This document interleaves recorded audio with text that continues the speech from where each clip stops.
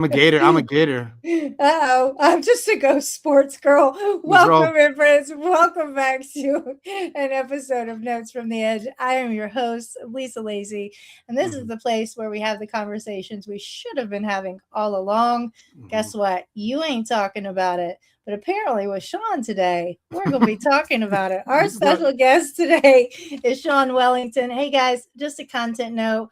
We're going to be having a very candid discussion because this is Notes from the Edge about suicide and ideation and grief and some heavy stuff. If you need to tap out now, please do so. Take care of yourself as you listen. All right.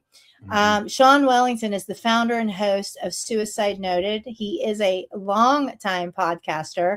It is an independent podcast. He has candid long form. I hate that we call conversations and now long form conversations, but we have to with mhm. suicide attempt survivors and people who have experienced suicidal ideation. Since launching his podcast in 2020, what a great time to do it for people that were so isolated. He has facilitated more than 400 interviews with Mhm. survivors across 47 states, 27 countries, listeners around the world. He's logged more than 3,000 hours editing human speech. This is Mm. interesting, and Mhm, shaping complex personal narratives. mhm, Through his private practice as a narrative coach and audio architect, he helps people give voice to difficult histories, high stakes transitions, and truths that have remained unsaid. He is available for speaking, institutional training focused on narrative architecture. We're going to talk about what that is, Sean, and suicide conversations with radical listening. Sean, welcome to Notes from the Edge. How you Wow. doing today, my friend? I'm better after that introduction. You made me Well, that's sound all you, amazing. friend. That's I mean, all I you. have busted my ass for a while. I have. That's true. Well, and it always sounds different when somebody else is saying it. When you're like, "Hey, I'm awesome," Right. it's harder to say. I'll say it Right. for you. You're awesome. Thank you. So, Sean, we're gonna either talk about the questions that I have for you, or we're gonna ditch them all together. Do whatever you want. What Yeah. I want to know right now is Mhm, what happened for you in 2020 to make you go, "I need to do such a bold ballsy podcast and mhm. have survivors on." What happened? Bullet version. Ready? Yep, go. Late 90s, best friend kills himself. Ah, Um, okay. a few years later, Sean gets sick. Sometimes Sean talks in third person. He doesn't know why. Okay. Uh, I has a talk to weird myself. It's fine. has a weird intermittent, probably autoimmune thing, and it doesn't get fixed. It doesn't get named. He goes to a lot of doctors. I gotta stop saying he. I'm right here. Anyway, I learned quickly that people. I learned quickly that people, friends, family, coworkers, clinicians, doctors are not good at listening, and at that time Right. it became very For loud you. to me. For me, it's Ah, only my experience. yeah. And that it's not that I hadn't experienced bad listening before. It's just when you're sick and you're desperate and your life is falling apart and you really need someone to shut the fuck up and listen, you very Mhm. quickly realize how few people there are like that. Yep. And that's the And you first time. realize who your friends are. Oh man, do you realize who your friends are really You, of fast? course, of course. Yeah. And that's the first time I started to think, when it goes on for months that turn into years, I'm checking out. If this doesn't get better by a certain period of time, there's no way I can exist in this world. I can't navigate this space constantly feeling like shit, losing friends. I never go out. I don't have it's just, it wrecks your life. Yeah. So I'm giving you a sort of 20-year plus history consolidated. In 2000, late to like 2007, I have a hospital stay, terrible experience, psych unit, wrong place, desperation. Mm, Okay, this is one flew over the cuckoo's nest. Not for me. About 10 years later, second stay at a really good prestigious man, you place were at the. sick for a while. Well, it gets complicated with physical and mental health, right? They Yep. overlap and it gets Yep. weird. At Well, Sean, 2000, just a heads up, I have a congenital blood disease that's high mhm. risk and life threatening. Almost just died again at the beginning of the year and then turned 50 right after. That's why this podcast exists, by the way. Okay, Just a heads up. okay, Yeah. yeah, Yeah. wow. Yeah. And I'll just I've get quick. survived 10 events of pulmonary embolisms. Like they Yeah, usually drop people that'll first give you the event. that'll give you the motivation. So real quick, second hospital stay, 2019. bad experience. So the point is, I get out now. I'm like 50, or at that time, not quite 50. This is the time when you'd be like, "Damn, you look good for over 50." But you Damn, didn't. you look good with those red glasses over 50. How about that? So I had gone to a couple of conferences about suicide. I heard the speakers. I say, "This is ridiculous." What was Like, ridiculous about it? Was it? fluffy. It was bullshit. It was all recovery False arcs, positivity shit, stuff like toxic positivity, recovery arcs. There's a place for it. However, there was no place for everybody else. I literally was in the back of a conference room in Washington, D.C., took out a piece of paper or a pad that I had, and I wrote "suicide noted." I was like, "Oh, that's a cute name." I'm the type of guy that would go through 1,000 names. No, that's the name. You It knew still it took right me away. a few months to go and make the podcast because whatever, I'm all over the place with ideas. Yeah. But I looked and I researched and I said, who's out there having honest conversations with people who've tried to kill themselves or think about it? And the answer was not zero, but very few, and nobody doing it the way I thought it could be done. Gotcha. So in July, I just sat my ass down, as I half joke, and figured out the stuff that tends to be overwhelming. By 2020, it's not that hard to start a podcast. Yeah. Even for a guy like me. Yeah. Who knows shit about tech. and from the first conversation I had with Courtney in Louisiana. I'm from Louisiana, swamps of Louisiana. Yeah. I was like, this is my lane. And now it's over 6 years. And I haven't missed a week. I haven't missed a week. Wow. Congrats, my friend. Talk to me in 6 years. I Lisa. know. I'm like, how the hell am I gonna keep this up? What's crazy is there's still, when I say nobody's talking about it, I don't mean literally nobody. Of course, I don't know all the conversations that are happening in the world right now, but I'm going by my experience, basically for what I can find online. And you were looking. You were looking. Of course. Yeah. So I'm looking to hear the stories. I can't really find them. Couple of exceptions. There's a woman that did some great work, thought her work was very important. And I said, I want to go harder. I want to go deeper. I want to be respectful and ethical and responsible in the way I do it. But I think a lot of the stuff that is being done with kid gloves. It is not helping anybody. And all the safe stuff is the safe for the person. It's everybody else but the person who wants to talk about it. Yeah, because it silences us, right? 100%. 100%. Yep. 100%. Silences us. I won't do the 1,000%. Bullshit. Yeah. There's a place for some of this stuff. It is born presumably out of something with good intentions. But what often gets missed is what trickles down, and you cannot measure silence. I've yet to find a way. So let me tell you how many people are out there that are silenced. And when I say that, and I know I go on and on, I'm going to rant. So you need to cut me off. You're on notes from the edge. You don't know who's being silenced, because that's the irony, for lack of a better word. No, we don't know till they're gone. Well, they're dead, or they reach out in some way. And what will happen? Nobody was there. Here's the thing. Oh, they're silenced because they don't want to talk because there's so much shame. That's part of it. You know what you're not talking about? Why they're not talking? They probably tried to talk about. They got their ass shut down. Yep. And they're not doing it again. They tried. That might take one conversation. It might take 5. It might take 10. They're not talking about it. And if it's with somebody they don't like and don't need to have a relationship over. If they're a kid with their mom, everything's fine, Mom. Yeah, I'm fine. Whatever the words we use to deflect the conversation, then Mom's like, I have no idea why he won't open up to me. I have an idea. Sorry, I have a pretty good idea why. I don't know for sure. I'm not saying any of this is easy, but it's pretty necessary. You gotta let people talk. Yeah. Period. That's the only reason I exist. That's what I do. I just let people talk. Just like, you can't talk. I've created a space. You get to say it. You get to say it. Now, I don't live stream. I told you before you hit live, I was like, it's pretty courageous to go live stream. I had my reasons. One of them is, you say anything you want, I send you the recording, because you might want to cut something out. But I don't want you to hold back while we're talking. Ethical. Yeah. Well, I think it's pretty. It's a nice moment. Yeah. But also, by the time it gets out, they're okay with it, everything. But I don't want you to hold back when we're talking. You can cut it later. Oh, but let's go in as hard as we can. Yeah.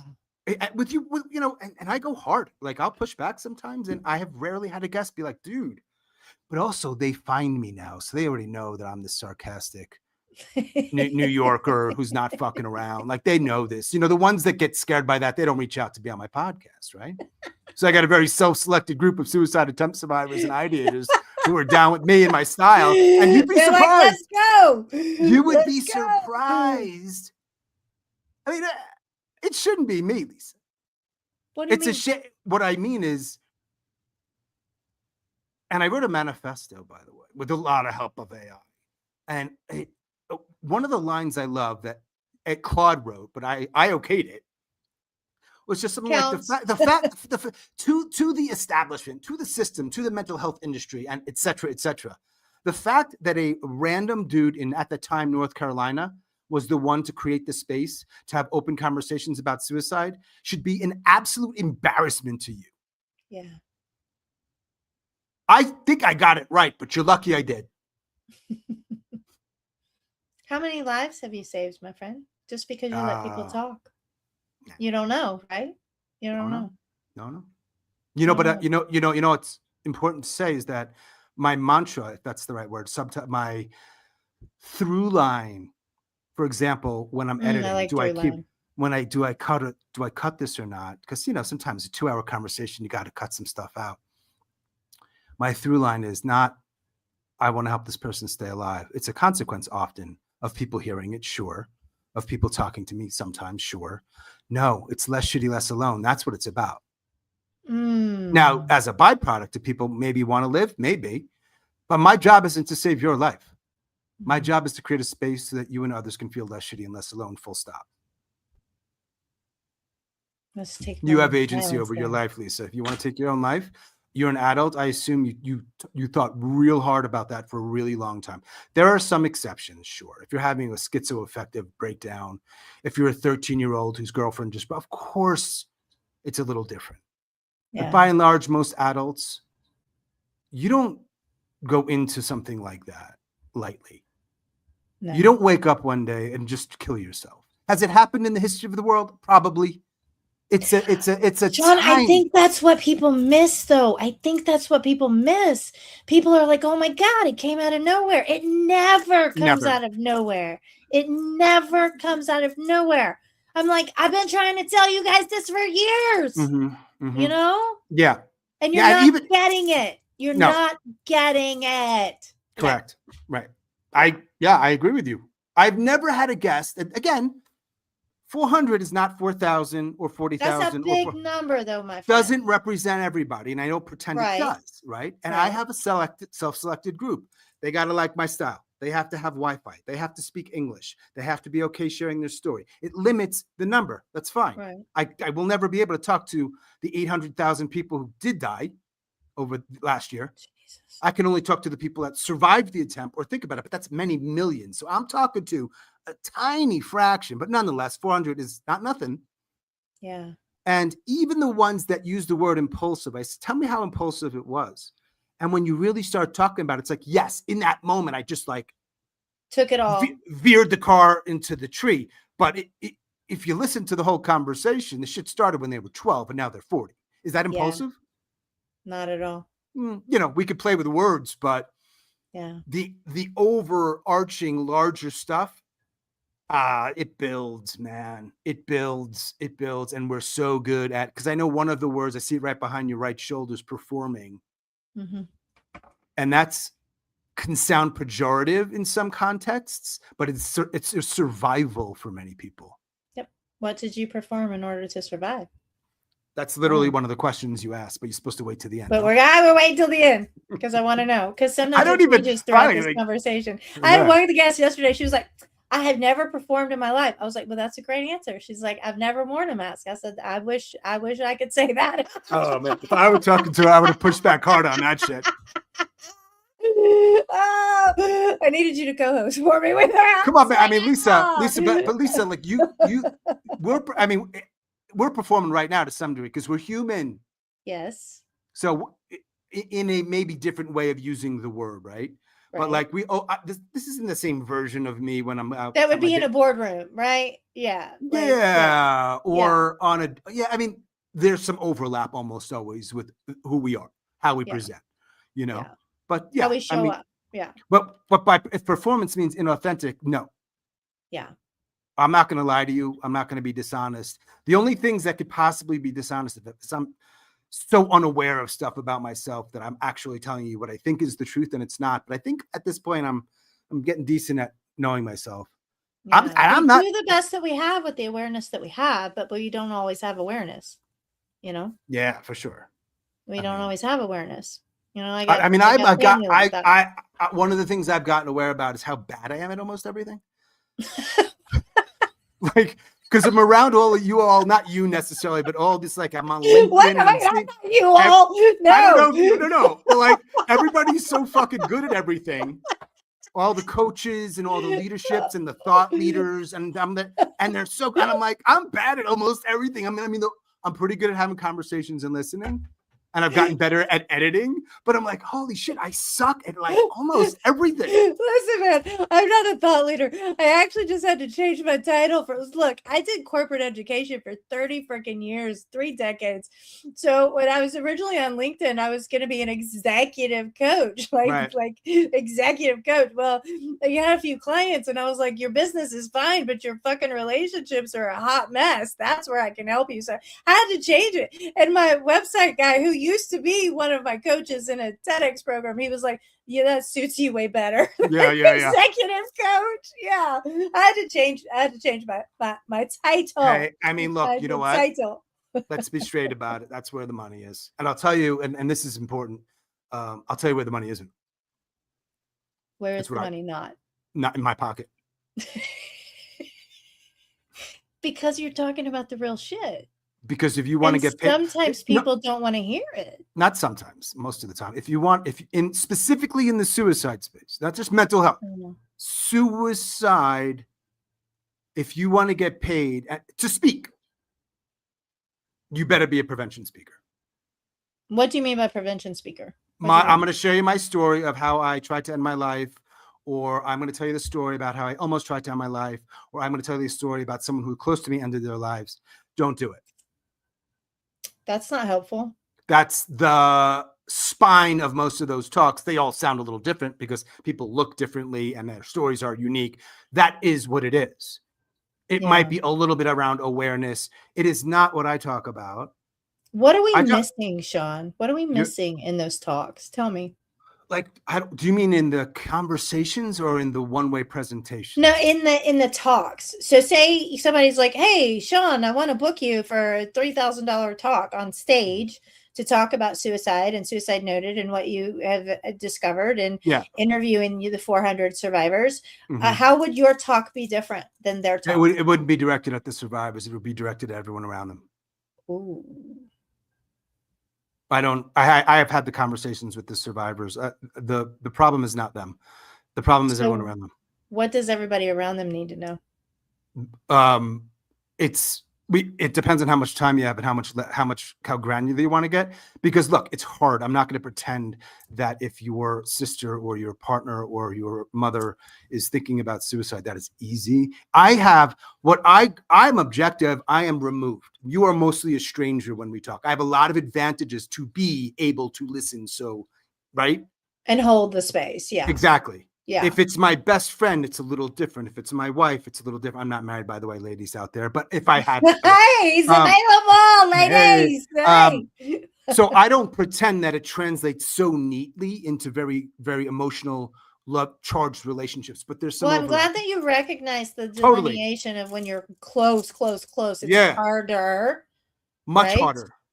But it doesn't still, take the conversations have to happen. You asked a question which is a hard one to answer. Okay. What are we missing? I think was what it was. Well, I'm sorry. I asked you 2 questions back to back.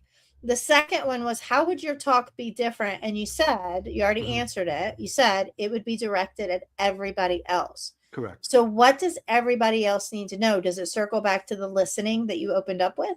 I don't like that word, but yeah. Why don't you like the word listening? Overused. People don't know how to do it. It doesn't matter what the word is if you don't know how to do it. Like it's just a word, and people put fun, cute little things in front of it. Like it's completely active different. Listening. Yeah. Like let's call it a radical active. It's like, it's the same shit. Radical active listening. I mean, it's like, yeah. How many adjectives do you need to add to it? Like you're creating this unique concept. You know what most of it is? Here, it boils down to a few simple things, but it's like tactically, if you were to teach it, it's hard because it's nuanced and it's personal. And sometimes people, here's the thing, and then I will answer the question that people don't want to admit, particularly in Western culture where we can do anything we set our minds to. That's a lie. I can't dunk a basketball, and I never will be able to. All right. Some people are just better at it than others. I was in basketball, and my coach just said, "Give it to Belinda, who was my fucking bully and the tallest girl in school." Yeah, okay. So yeah, I can't. Some either. of you are just, I don't know how you got to be better listeners. Some of you just are. Okay. That's a starting point. We're not all starting at the same place. Okay, fair.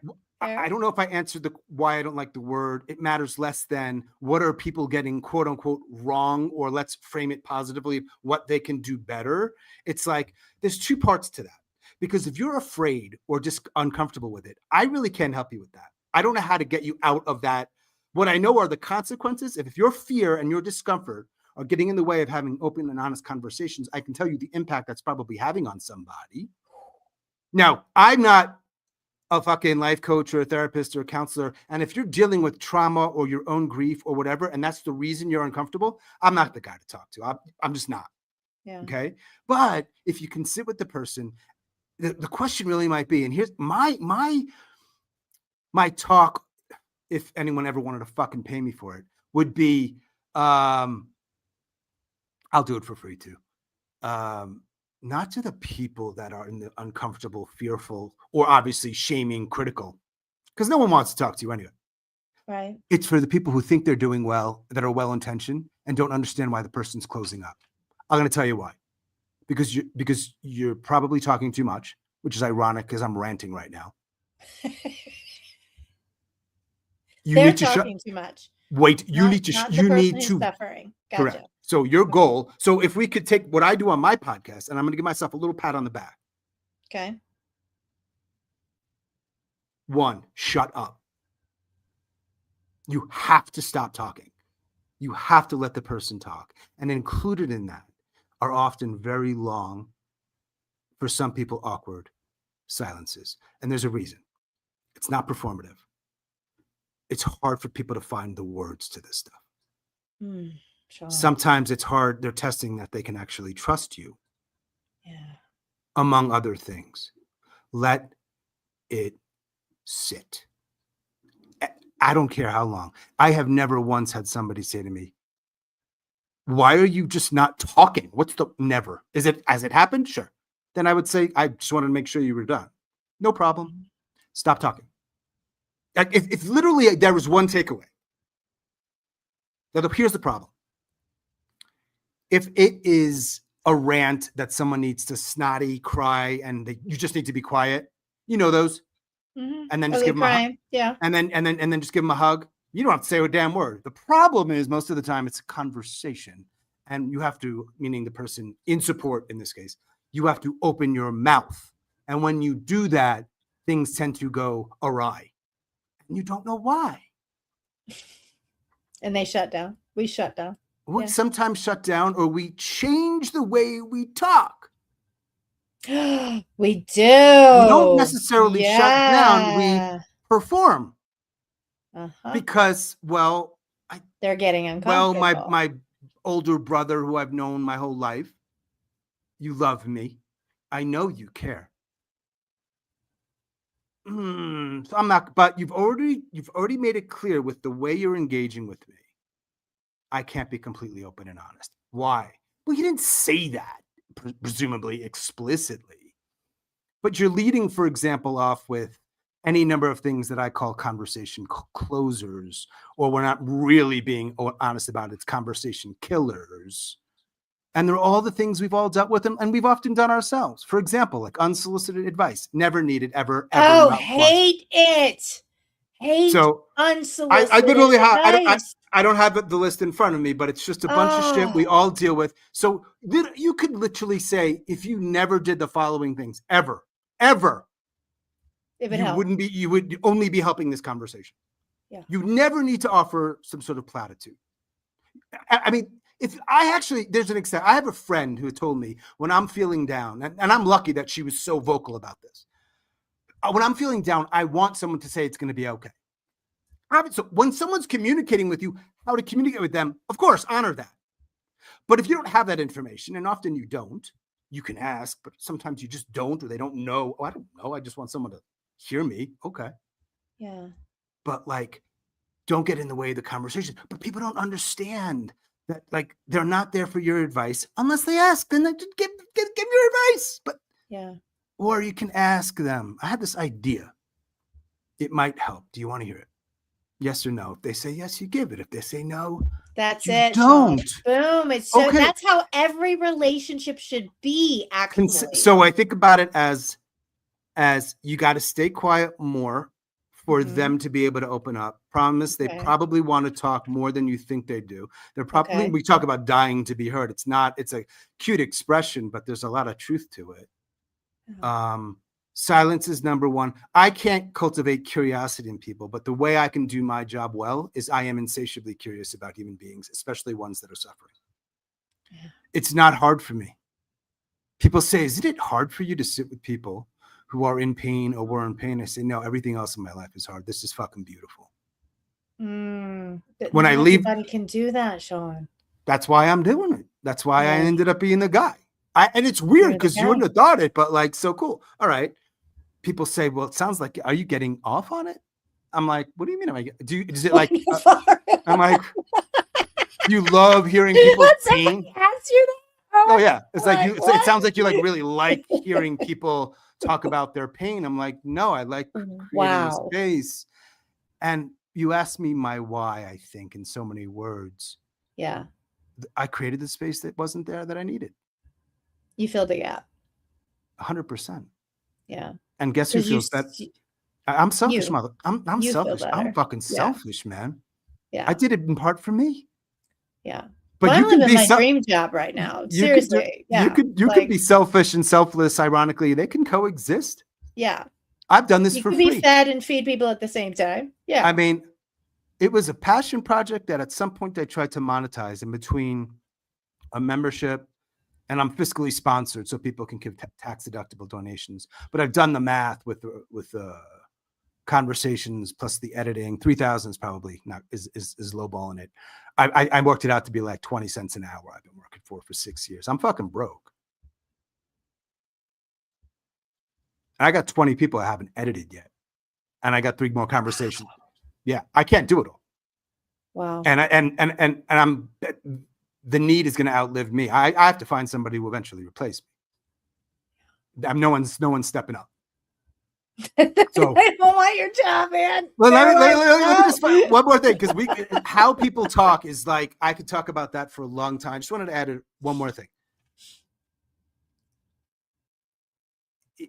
There are things you're doing that are probably, and I don't mean body language. Sure, all that matters, but just the basics, like talk less, be curious, which I don't know if you can actually do if you're not curious. Celeste Headley had that great quote I saw on one of her talks, and she says, you don't have to act like or look like you're paying attention if you're actually paying attention. Fair. But I don't know if we can get people to do that if they don't actually want to know. Some people don't want to know that their brother wants to kill himself. Some people don't want to know. It sounds like a song. But my husband's a musician. I'm going to tell him that title. Listen, I mean, so that's the thing. Yeah. If you don't want to know, maybe you're not the right person they should be talking to. Well, maybe, and stop. Yeah. Because you're going to make it worse. Probably. Yeah. Because what's going to happen is they're either going to walk away, they're going to fake it for a while. They're not going to come back to you probably to ever talk about it. No, they won't. Not really. But again, if this is somebody in your life that you got to say something, you're a total asshole. You're not going to ignore them. So when it comes up, you're going to just say whatever it is to get out of the conversation. That's like 98% of what conversations are. They're not even conversations. Yeah. They don't happen. They don't happen, man. That's right. Even if silence, don't kill the conversations. We can't get into all the conversation killers, but quick fixing is one of them. Pontificating is another. Platitudes is another. Denying is another. I mean, it's. I will send you my list. You can share it with people if you want. Please do. Please do. None of them are not. Cheerleading is one of them, in my opinion. Go. Yeah. Okay. All of this. Yeah, so you got this. Yeah. Are there moments when that might be the right? Okay, here and there, but the core of it, your defaults is what I say. Don't default to them. Mhm. Your default should be They mostly don't to stay work. quiet. They don't work. It's all bullshit. They do not work. Oh, but in this, okay, there's always an exception. But let's break down why it was okay then, maybe. Don't use that as your default. Your default should be shut up. Mhm. Be curious. You can ask why. That's a whole myth. Love the word why. Stop with this. You can't ask why. You can do whatever you want. You'll get the message if it's okay or not pretty But quickly. see, And if why requires curiosity, and it sure can you does. teach curiosity? Oh, wait, you cut out. You cut out, guys. Hang on. Sean sometimes has problems with his sound, so he's going to fix it for us. But yeah, guys, while he's fixing his sound, we love asking better questions in here. Why is a great freaking question. Not what's wrong with you, but why do you feel this way? Why do you want to do that? Why is a great question. Still can't hear you. Oh, you're coming back now. You're on. Oh, no. Now you're still muted. All right. I'm going to talk, guys. Okay. All right. So I think we need to find a stage for Sean, is what I'm thinking. Yeah. Because we started Notes from the Edge. I think you're back, Sean. We started Notes from the Edge to have these real conversations. And I think, other than Harold, who is the CEO of the World Mental Health Forum, who lost 4 people to suicide, his mother, his daughter, his brother, someone else, and he quit his job in entertainment industry to start the World Mental Health Forum. His name is Harold Asman. He's an amazing dude. I'm good. You're good now. Yeah. Yeah. But he talked real about suicide. But yeah, he said, this hasn't happened in my life by accident, and I can't continue to work in the entertainment industry now that I know what I know. And right. He honors survivors, you know? Yeah. But part of, for me too, is I'm balancing that I lean pretty heavily towards agency and autonomy. Mm-hmm. And so that's a tough one to balance, right? Like in the How prevention, is balancing act hard? Tell me. Because we live in a world where we have to save everybody's life at all costs. Zero prevention. That's the dominant narrative. The AFSP and the other large organizations, it's what they tout. That's all you see on Facebook and Twitter and everywhere. Yeah, so but your philosophy is it's our own damn life and we get to do with it what we want, right? Yeah, and some people will push back in these scenarios. Where do you really? And I say, one of my questions is, yeah, I want to. If I were able to talk to you from the grave and a year later you regret your decision, I don't want you to kill yourself. No. I don't think people understand that how much people are struggling and that they very rarely come to this decision lightly. No. And if you haven't, when somebody tells me, well, so one of the questions I always ask is, what are these myths or misconceptions about it in your experience? And the number one answer is, it's not selfish. Now, of course, I'm asking the attempt survivor. I remember saying, I wonder if I asked the loss survivors if they would feel differently. I had some guy reach out and said, I'm a loss survivor. I lost my partner. I'm in a community of loss survivors, and we don't think it's selfish. I was like, can I read this on the air? Because check, right? So some do, some feel that way. I had people literally use that word when they heard about my friend's death, you know? So one of the things I found that's fascinating is what most, I won't say all ever, people who are contemplating suicide do more than anything else, way more than their plan, is think about everybody in their life. For years sometimes. That's all. What do you mean? They are about, so other focused? They are trying to balance, how can I stay in this world for the people that love me versus I'm in so much fucking pain. Yeah. So when I hear that somebody tried to end their lives, what I hear isn't selfish. Typically, it's never for me, but it is, that's how much pain they were in. That they have 3 daughters they love. More than anything. They're not stupid. They know the impact. Yeah. That's how much pain. You cannot you don't know the pain somebody's going through. What if the pain they were going through was akin to someone like the moment you break your arm, and it's the kind of pain that, like, if you don't get morphine within 10 minutes, you're going to flip. Like, what if you don't know that? Maybe that's actually what they're feeling. Probably not, but like, you just don't know. We're real quick to make assumptions and think we know and label, and you don't. And the only way to know, unless you read minds, and tell me, please give me a call if you. You can't read minds, folks. The only way to know. You can't make assumptions either. If you're a mind reader, this doesn't apply to you. You can stop listening. The way to I have do some it, mad spiritual gifts, my friend. You never know. the way to do it, I'm telling you, the only way I found to do it is to let people tell you about it and not get in the way. Yeah. That's a lot of it. And yeah, then sometimes you're engaged in a conversation, and that's these little you can listen to all the acronyms you want. That's not going to help you too much about how to have a good conversation. The QPR and the assist and these others and prevent. That's a starting point, sure. Dude, I did all the acronyms. I spent all the acronyms in the world. On all the acronyms, and I was still waking up going, I don't want to be here. And why do people still talk to me? I'm breaking all of them. Not intentionally. I just think some of them are dumb.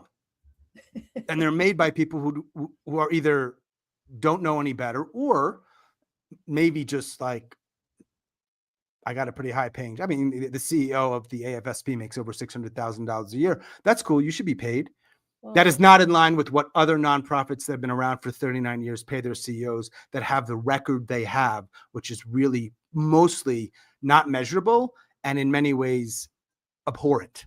You can't measure this. A lot of it's not measurable, so that because you don't know. So that what do they measure? Is how many people showed up to the walkathon. You can measure that. Yeah, but the suicide rate's gone up, and I'm not blaming them that the suicide rate's gone up, because maybe if they weren't around, it'd be double. Yeah. Okay. So yeah, I'm going to tell you something right now. I've got a big talk coming up in December, and the title of the talk is, check this out. So I am menopausal. And what I was not prepared for, well, with my blood disease, I can't take treatment, none, because it causes clots, and I have a congenital clotting disorder. So my fucking doctor, my male doctor, gives me some Valium, and he's like, wing it. I was like, are you kidding me? That's it? That's it. I just killed my husband's plans and made him cry, and you're telling me to wing it. I did. I was just like, in a menopausal rage. What I did not realize is suicidal ideation is highly compatible with menopause. Yeah. Yeah. The highest suicide rate for women across the globe is, guess what age? 50s. No, it's actually, I think you're going to be wrong. It's over 80. Is it over 80? I thought it was 45 to 65. Somewhere, you know what? In there. Menopause. Okay, guess age. What? They're both high. I mean, they're high everywhere. But we know 75 and older, and that comes with some differences too. When you're getting to the end of life. There's a lot of reasons why at 75, 80, 85, there's a higher percentage that don't pertain to people a little younger, but middle-aged women, perimenopausal, menopausal, the chemical changes, amongst other things. It's the biggest neurobiological change women go through in their entire fucking lives, and nobody's talking about it. So few people. Nobody's talking about it. Right. So it's a small business expo, so I have to do work. So the title of the talk is menopause and depression affecting your work? But I'm going to introduce that a study in 2025. Dude, they're just now studying menopause in 2025. Right. Just starting. And now they have linked suicidal ideation to menopause and suicide. But again, we don't know because people are gone. So that's the only way it made sense to me that if I can't talk to dead people, I'll talk to the ones that tried. And then somebody a couple years in said, what about the people who are thinking about it? That's actually a larger group. Are you curious about them? And I was like, I really am curious about them. I wonder if the attempt survivors are going to have a problem with that. You didn't try. You're not part of the club, man. You didn't actually try to off yourself. One person emailed that. I was like, I'll make the decisions, but thanks for your feedback. You, Oh my you, God, you, people. you, Some people you, are you, so- you do 2 years of work at the time and all the exhaustive for free 20 shit. cents an And, hour. Yeah. and then I'll take your thoughts into consideration. But thank you for your email. Um, Did you reply? Did you yeah, reply? I was nicer than that. I'm being a little dramatic here. I'm making myself look like a bad Okay. guy, and I'm not a bad guy. You're a good guy, man. You're a good I'm guy. like You need to be doing this work. well, I'm every like day. a wannabe tough guy, but at the end of the day, but the thing is this: you don't have to talk to. If I said to you, Lisa, there's this podcast where this person talks to suicide attempt survivors, and it's really open and it's really honest. You don't know anything about them or the podcast other than what I shared. Describe this person. I guarantee you, most people are like older woman, maybe a former counselor or therapist or nurse, really soft spoken. Guess what? And then I see you. You're like, Like, what's who the up? fuck is this guy? But it works. So why? Wait, Breaking balls, man. Breaking no, wait. balls. I'm not going to be the guy that said, "Well, if I can do it, you can do it," because I've got some skills. I'll tell you. Listen, not everybody can sit with people in pain That is and true. emotional suffering. That is true. And then Yeah. add to that, engage. Have a 2 or 3 or 4 hour conversation. Wow. You just let them go. I direct and let them go. Wow. I'm facilitating too. Yeah. I'll do that in part because they need structure sometimes because it's go tell your life story. Good luck. Yeah. It's hard. The questions matter. Me summarizing for the audience and them matters. The things I do matter. There's a narrative framework. But yeah, I want to talk about that narrative. So narrative coach, talk to me about that. Well, talk to me about that. Let me just be really honest about one thing. Okay. I have a branding issue. Okay. Okay. If I stay in suicide, unless I get a grant, and I've tried, I don't make money. I've tried just about everything. And I want to dedicate much more time. So how do I make money? So in the last couple of years, I did, and it was something, but it wasn't enough.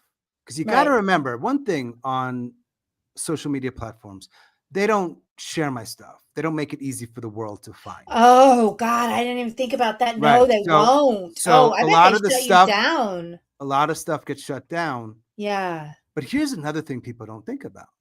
You see let's get Sean's name out there. You know what right now that means? More work for Sean and less paid work because the podcast doesn't pay.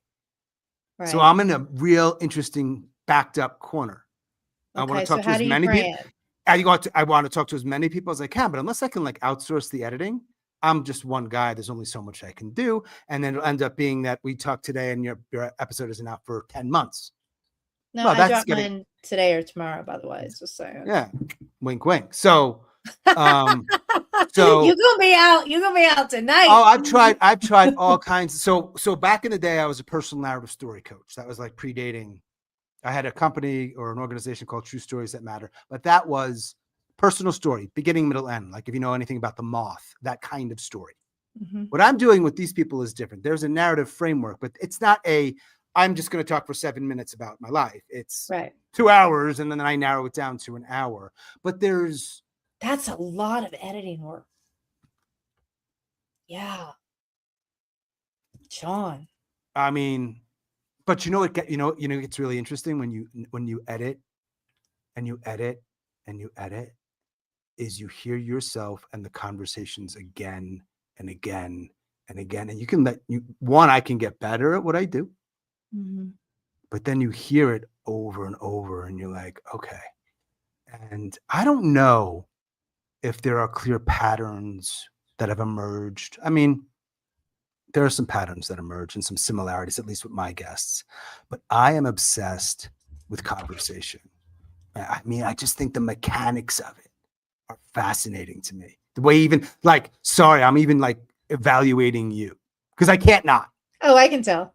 Yeah, I'm like, and people will be like, "Oh, you shouldn't cut people off ever." That's just not how the real world works. But so I do it, but I own it, right? So I'll cut. Oh shit! Yeah, you'd say it. Lisa, you're like sorry. My mama's like, "I'm gonna be a bitch, and you can like it or you can not like it." Look, I'm like, I'm hanging up now. I don't know if this will make sense to most people listening if they don't know a little bit about audio. I edit on one track, not two, and the only reason that matters is if I talk over you, and then I edit. You're going to hear that. So I either cut it or leave it. It doesn't matter the details, but if you edit on 2 tracks, you can cut the one person out. But it's much more time consuming. I edit on 1 track, which makes me think you're going to have to edit this. So don't talk over them, which is good anyway, right? Right. But the point is, I fuck up a lot. And you know what I do? I What do say, you do? Lisa, I should have talked. You're in the middle of telling me the story about your first attempt, and I just cut you off. I'm an asshole. My bad. Can you go on? I'm sorry. And they're always like, sure. Because we're in the middle of a conversation. It's not an interview. Question, answer, bop, bop. Now, if I did that every minute, it's a problem. I don't do it much. But I own it. And that's a good thing for people to do. Yeah. You're not Own going your to be shit. perfect. That idea is not even a real idea. It's a concept. It doesn't exist. It's ridiculous unless we're talking about something measurable, which this is not. It is not. Own your shit, man. You talk if you're. I think that. Oh man, you could save lives if you own your shit. I'm telling you. I promise. Own your you. shit. Hey, Mom, if you're listening, and I'm just, own and your I'm not, shit. and I'm not. I mean, I'm not talking broadly about everything. I'm even just talking within a conversation because that's what I talk about. So I'm not saying own your. Sorry, I cheated. Or I'm not giving you marital advice about owning your shit. What I'm saying is, by the way, cheating isn't usually good for relationships, but I'm single. So what the fuck can I, by the way, ladies, I'm single. But I'm in Mexico. So good luck finding me. Are you in Mexico? I didn't know you were in Mexico. So, well, like if I'm in the middle of a conversation, out, guys, if somebody's talking to me about going through something hard, and by the way, not all of the conversations I have are only about their suicide. We're just talking about their life. Yeah. It's a suicide's the best starting point ever because you can talk about anything. Once you go there, everything is open. Everything's cake. Yeah. And 3 hours later, we're tired, and I go back to the world. Wow. And I like what but you have to understand. I'm in my lane. I'm good at it. I like it. I'm helping people, I think. And then I hang up and I go back to the world that I don't like. So is it hard for me? No. Other things are hard for me. But this is your jam. This isn't hard for me. Living is hard for me. I'm a passive suicide ideator. I've been thinking about taking my life on and off for 20 years. I understand some of what you're saying. I never presume to understand anybody else's life experience, right? So I want to be careful with that word. But I know what fucking pain is. I know what feeling unheard is. I know what feeling marginalized is. Yes, even as a middle-class, able-bodied, heterosexual, male, privileged motherfucker, I've been in some pain. And we can allow for white guys to be in pain too. Yes, living is hard. I don't want to gloss over that. You said that. This fucking life is hard. And if you throw anything at us, mental illness, psychiatric, and then physical you do illness, what you do. You do what you do to cope, right? Why does Sean, here he goes again, third person. I know you noticed that. I drink almost every night. Not to excess, but it's none of your goddamn business anyway. You know why? Why? Drink if you want to drink, man. No. I just can't because I end up in prison. Let's just talk about and I'll share this openly. Anything you want, I'll share. And you know why? It's not just verbal diarrhea because a lot of people out there are going through this, and a lot of them won't talk. So maybe they hear this. I'm not saving shit or anybody, but if somebody tells me I've heard it, I've been on the other end. I'm like, God damn, I feel that way. I'm a middle-aged, single, broke guy who's busting his ass. That's a tough spot to be in, who probably has some undiagnosed shit for sure. But the cognitive ability to run a podcast for 6 years, so we're balancing it out. I got some sleep and issues. Editing and teaching yourself how to do it. I got the relationship issues and I got all the shit. So people cope. Why would you drink that much? To cope. Because life is hard. That's why. But you realize the damage it's doing. Yeah. You think I'm fucking stupid? Of course I know the damage it's doing. I can tell people that in my life because you have your blood disease. I'm like, everybody fuck off. Do you? I'm living with it. I'm the one living with it. Do you realize that smoking is likely to end you? Yeah, I'm not. I'm in the world. I'm aware. Obviously, what you're unaware of is what it's doing for me.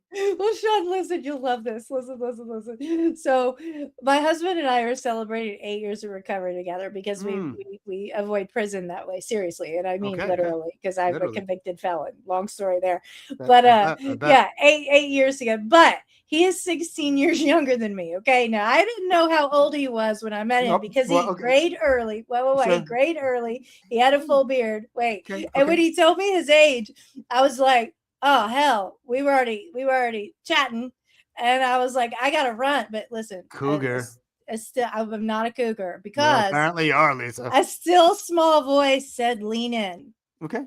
And his hand was on the back of the couch, and his still small voice said, "Lean in." So I touched his hand, and it was fucking electricity. And There you it's go. been.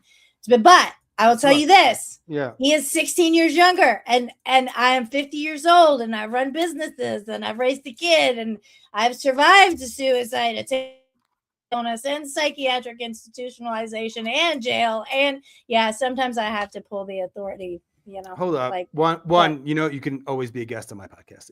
You're come eligible. on, we'll switch. Well, you're obviously eligible, right? You've tried to kill yourself. Yes. Well, the first time when I was 15. Yeah. And it was let's not handled even very strategically. I'll come tell you. It will be easier because then it'll become the Suicide Noted podcast right now, and you don't want that.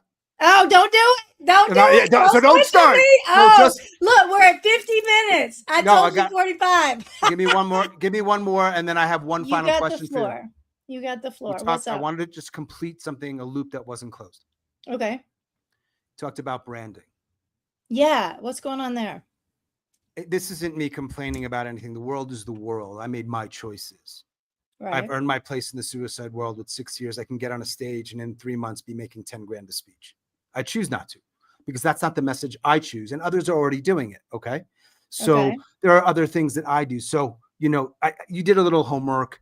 I'm not selling shit. I have something called the missing record and the final record, and they're both essentially, they're the same thing, but one's just a higher end, longer process.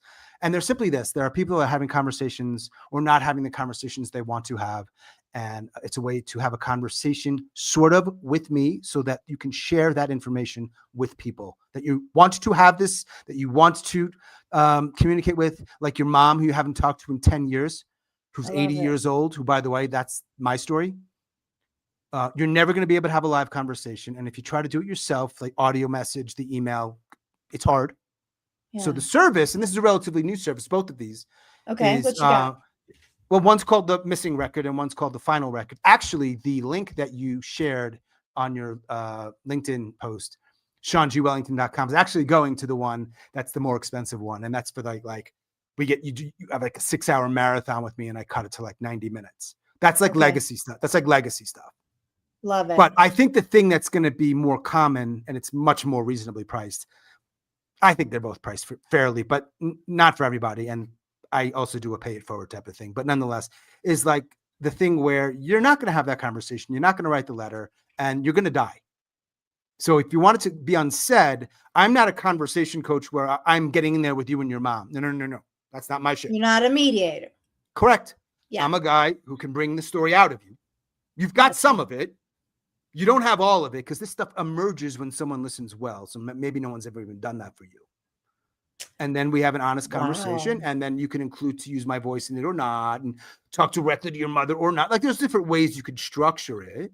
But that's a new thing for me, because for the past few years, I'm trying to figure out a way to use the skills I have to make enough money to expand the work that doesn't pay.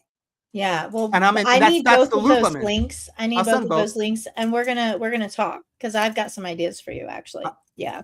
If this is the final word, can I ask you a question? Yes, you may. What do you got? It's going to be asked to you on my podcast as well. Here it is. What is it? You're 50 years old. You've tried to kill yourself. Yes. You have a life-threatening disease. Yes. I have a pink and purple pill. If I give you the pill and you take it, you go to sleep, you don't wake up, there is no pain, and nobody knows it's a suicide. What do you do with it? I hold on to it. Why? Just in case. Thanks for answering. Appreciate that. That's honest. That's what honesty looks like. Yeah, that's what we do in here, man. I mean, I like you. I like your style. I like your program. I fucking am so jealous. You have no idea. I'm pissed. No, up and down with because my ratings. no, Friends I out don't. there, listen. I get on there and I'm like, "Hey, Sean, we're going live on every." No, because my friend, like, I've been doing it for 6 years. fucking friend tells me, I'm like, because I was, I listened to a little bit of your podcast before we talk, but I get on there, I see, I'm like, she's got like all thousands of reviews. I'm like, fuck this bitch. Like, I've been at this shit for 6 years. I mean, I got some really good reviews and some really nice ratings, right? But like, who the fuck are you after 6 weeks? What? Like, you haven't paid your dues. Now you've paid your dues in other ways. I know. I did, man. Yeah. Actually, You deserve it. listen. I had a friend that had to tell me that because I told my mom, and my mom's like, "I don't even understand what you do." So this morning, I was crying to one of my friends, and I was like, "She sucks. She doesn't understand how good this is and what I've actually done in 6 weeks." She's like, "Lisa, it took decades for you to get here." I was like, "Okay, 100%. Let me squeeze this in real quick. All right, what you got?" Because you do have a big audience. Yeah. I am not a $10,000 keynote speaker, but I am a paid speaker. And I have two very similar presentations. One's called The Silence Paradox and one's called Less Shitty, Less Alone. I like that. And they are aimed at people around, not just people who want to kill themselves, people in pain, which is everybody because you're alive. Yeah. And it is a different type of talk than you're used to. And you will walk away with nothing else, not every tactic and trick in the toolbox, because no one's doing that in an hour from the stage. You will leave with a different kind of awareness so you can maybe get started in that direction. Perspective. And I don't fuck around. So if you don't like the real truth, I'm not your guy. But if you want to actually see if maybe what you're doing is getting in the way, which is the best starting point, and you have people, and you got to be somebody who can afford it. Like I'm flexible. I'm not this guy who's trying to make a gazillion dollars, but working for free. Got to make 11, yeah. Yeah. Got to put food on the table. What I've said and my style and my exceptional good looks are something you want to talk. Then we can talk, and maybe I could get on one of your stages, whether it's virtual or in real life. But I'm in Mexico, so it's probably virtual. Full stop. I'm done and scene. I don't know. Can you travel? Yeah, but you got to pay me for that. Okay, well, we'll talk. The thing is, I'm not medically released to travel right now because of I can't take long drives because it causes clots. I can't fly, certainly because the altitude change causes clots. So the talk in January or December is in Atlanta, which is only an hour from us. Oh, you should drive there. In Georgia. Yeah, so I can drive there. So I can, but I've got some ideas for you. So we're going to talk. So my turn to ask you questions. Okay, my turn. Because we're at 57 minutes, and I keep it tight at an hour. I don't let you roll for 4 hours anymore. I got that time. All right. In your life performance, what have you performed in order to survive? And did you, and if you did drop that roll masker performance, what did it do for you? I think I don't know how to answer the question. I think when you're asking that, it's a mask type of performance, right? Maybe. I think mostly I am like one of your other listeners where like I kind of mostly rolled through life not being unfiltered, but still performing. What do you mean? Right. Well, I'm pretty open and I'm pretty honest. I don't fuck around. I'm pretty straightforward. I speak French clearly, fluently. That's cool. But no, I just mean I say fuck a lot. But but that's just the New York thing. The French is irrelevant. Like it's a Louisiana swamp thing too, man. Cajun, let's go. Yeah. I think I don't know. Help me answer that question. Because I don't know how to answer a question in which it's like, how did I perform? Because I think you might not agree with me, but I respect the fact that you're probably okay with that. I think we're always, even when the mask is totally off, it ain't totally off. You can't be 100%. You can't be 100% exposed all the time. There's always a place where you're going to have to perform. I will agree with that. Yeah. Right. Work, you got to perform. Right. Well, not in my case, but yeah. Well, yeah. Because you've got your dream job. We got to get you. No, I have my dream volunteer work. It's not a job. No, we're going to work. So, we're going to work on that. So yeah, we have versions of ourselves that show up appropriately in a work setting. Appropriately. Right. Yeah. But like, so you don't get fired. Yeah. Right. But I try to be open about my stuff that I've gone through, in part for me, in part for others. But I wouldn't tell you everything. Oh, Some of it may be just like, why would you tell her that? It makes no sense. But like the thing, like there's shit about my life I actually brought up here. I guarantee you it is easier for a man to tell he was thinking about killing himself than to say he's fucking broken in debt. hmm. I guarantee you it's easier for a man to say he wanted to kill himself than to say he can't have an erection. Hmm. You want to get real? Now I can Yeah. have an erection for what it's worth, ladies. I'm just saying, like, we think Yeah. suicide's the most taboo thing. There's actually other stuff that we're even less inclined to talk about. I'm That's north of fair. I'm Yeah. north of 50, baby, and I have no savings. I have no IR or whatever the hell it is. I have no fucking plan. I got to get this shit done because this guy's not probably I'm not stupid either. No, So you're actually a very intelligent human. I know where this is going. I know where this is going. So it motivates me to move more and work more. But this probably doesn't get it done. end well. I don't know. I mean, I don't mean suicide. I just mean like it could be the 68-year-old guy with no family or friend. Like, what happens to that guy? We don't have a place for those people. He gets a lot of cats. I don't know, man. Or he finds a cat dude, because I have a chance of being an Italian Greyhound lady. No, man, I'm telling you, I don't know if there's a site called sugarmama.com, but if there is, ladies. Oh my God. Oh my That's God. like if this that. marriage I'm goes serious. down, I'm going to be an you, Italian Greyhound lady. I am telling you, the most likely outcome for me in the next 10 years is it's going to be an older, rich woman who wants someone who listens well and doesn't have a high like interest in sex. That I'm telling you the art side. Like, it's not about sex. It's about like, can you just being heard, being company? And I'm super rich. And my husband died 10 years ago. And I'm a there millionaire. You go. I like but I'm gonna be like that's like me being like kind of like a cabana boy. Like an old cabana boy. God, listen, last question. Yeah. And I know what it's gonna be. Well, actually, I don't. No. I don't know with you, actually. Yeah. All right. What do you wish we were conversing more about? What conversations do we need to keep having or having more of? What do you think it was going to be? Well, I figured it would be about suicidal ideation, but it sounds like you've got some other things that we could be talking about too. I think we need to be talking about how we talk. Damn. That's good. Let's go meta. That's good. I think we need to be talking about how we talk, and under that umbrella are all these words that some of them I like and some of that I don't. Sometimes like I said, I like the word listening. The word listening is fine, but just how do we engage? How do we talk? How do we do and it? That's where you come in because you can help people with that. Yeah, I can help people with that if they want help, and they're willing to change a little bit. Yeah. Oh, you got to work with people that want to change, man. It's really difficult to pull people. You can't pull them. It's hard though, because I sometimes wish I could just be a fly in the wall and hear their conversations and be like, come here.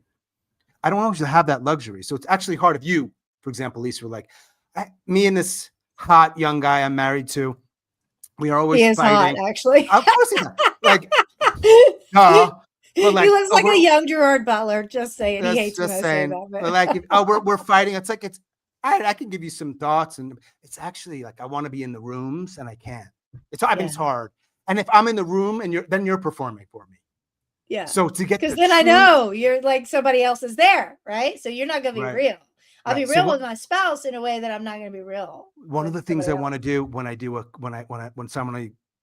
I could actually get on a stage, and I've been on a few stages, and that was more from like my storytelling world, is I want to be able to play some stuff from the podcast with my guest permission, of course, and say, here's what I did well, here's what I did bad. Oh, I like that. Or they're talking, what would you say here? Like, I wanted to get it as real, as close to the moment as we possibly can, because one-way presentations are like really removed from that. Yes, you can talk about things, and yes, you can make people aware, and then they leave and go back to their lives. And unless you have a follow-up, talking to them though. Yeah, well, yeah. I mean, it literally is designed. Unless we form a circle and it's in the round, and I invite people on stage, an immersive experience. Sure, we can do. I mean, I used to do stuff in theater that was this immersive type of thing where I was in it talking to people, and I loved it. You know, that's what I went to school for, was performance and storytelling. Is that Yeah, right? full scholarship. Yeah. You're talking to an award-winning storyteller, by the way. Oh my God. Every I was goddamn on the major. circuit in Georgia for Ah, like a year. You were what? On the circuit, storytelling circuit. Like, Oh, yeah, but we went you were everywhere. doing Yeah. like folklore and fiction, Yeah, right? yeah, yeah, yeah, I was yeah, doing yeah. personal narrative, which is the redheaded stepchild. But nonetheless, that your way Those you were get hit. harder. My grandma's story was real hard. She got murdered in a DV situation. They didn't like that story. That and my organization, which kind of started also during the pandemic. 2020 was a great year for me, actually. And actually, there's a lot of people I talked to who were on my podcast. They thrived in 2020. Isn't that crazy? People automatically assume that it would be the worst thing. There was more isolation. I think there was a peak in suicide attempts, even though those are very hard to measure. But from some of my guests, they were like, the world slowed down. Quieted. We loved it. I created everything in 2020 It took us forever to come back out. because he's hot. I'm in menopause, dude. How hard is it to be? How hard is it to say "how's up" with a really hot guy? He didn't realize. And look, his biggest fear is people dying on him, and he married a chick with a congenital blood disorder, 16 fresh years out older of than the him. institution. I know. God love him. He's a good one. He's a good one. Yeah, he's one of the good ones. So Lisa in Georgia might be. I'll let her reach out to me, a podcast guest of mine in the upcoming whenever. I'm down. I'm down for it. All right, friend. Listen, we got to wrap this up. Friends out there, remember, we always close out and ask you the same question. What are you performing in order to survive? And what might dropping that mask roller performance do for you? I'm Lisa. This is Sean, our new friend. When you find the answer, welcome to the edge. We'll see you next time. Thank you, Sean. Thank you.